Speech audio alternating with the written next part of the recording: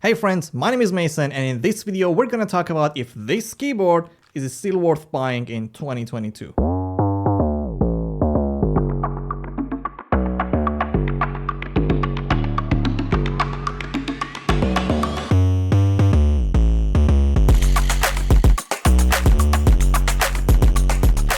So this keyboard has been in the market since forever.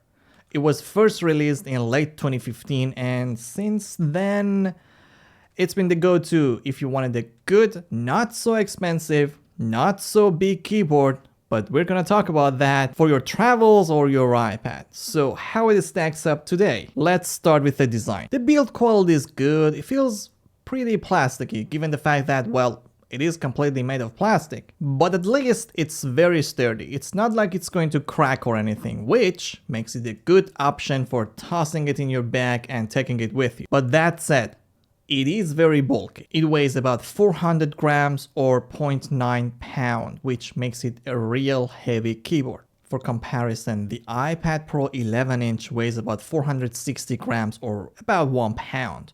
If you're planning it to use these two together, you're basically carrying another iPad with you. And again, for comparison, let me quickly grab this Magic Keyboard right here. This Magic Keyboard, which has almost the same dimensions, weighs about 240 grams or half a pound. Okay, enough numbers, you get the idea. It is a little too thick and a little too heavy, which makes it a little hard to pick it up off the desk and take it with you. I mean it, it's very hard to pick it up off your desk. The round edges and the slippery plastic finish and the fact that it's heavy all adds up to a keyboard that just doesn't want to be picked up. So I give it a B or even a C+ in the portability department. This one is better. Now, how are the keys?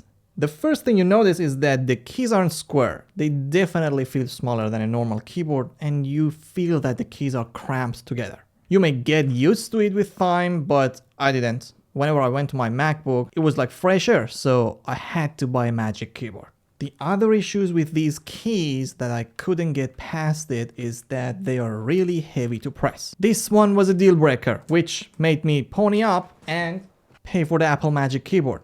Yes, the price difference is huge, but if you're gonna be typing a lot, I think you should pay more and get the Magic Keyboard rather than buying the K380 and regret buying it like I did. It's hard to describe the heaviness of the keys, but I get tired and frustrated after a while. And it's not just me. Listen to how Ali Abdal describes it. I just don't really like the typing experience. This would rank basically at the bottom of my list of like pleasurable typing experiences because it doesn't quite have the feel of a mechanical keyboard, but the keys are still heavier, or they feel heavier to press than the Apple Magic Keyboard does. I know, he's saying that about the MX Master keys, the big brother, but the same thing applies to this. And what makes it worse for the Logitech K380 is the fact that it has a round keys, which makes it feel smaller. These two issues, the keys being small and being heavy to press, adds up to a not very good typing experience. You may not notice it for a short typing sessions, as I didn't for the first few months. But as I started scripting with this for hours and hours, I noticed I'm getting hand cramps after like 1 hour. The keys have no backlit. I guess it's okay at this price point. The Magic Keyboard with 3 times the price has no backlit. Nobody works through the night at Apple? At least the Magic Keyboard has the indicator for the caps lock, which Logitech doesn't. The only way to see that your caps lock is on is to use the Logi Options software, but more on that later. As for the loudness, I don't think it matters that much. Maybe the Logitech is a little bit more quiet, maybe not. Have a listen yourself.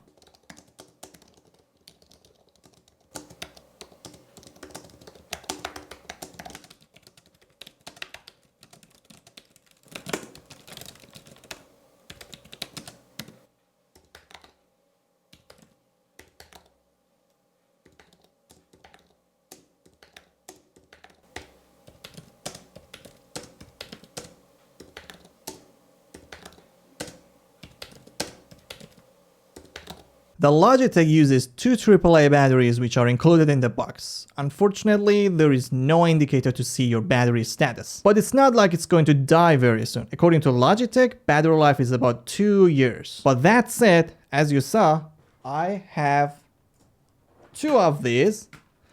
And this pink one, the battery died after 6 months.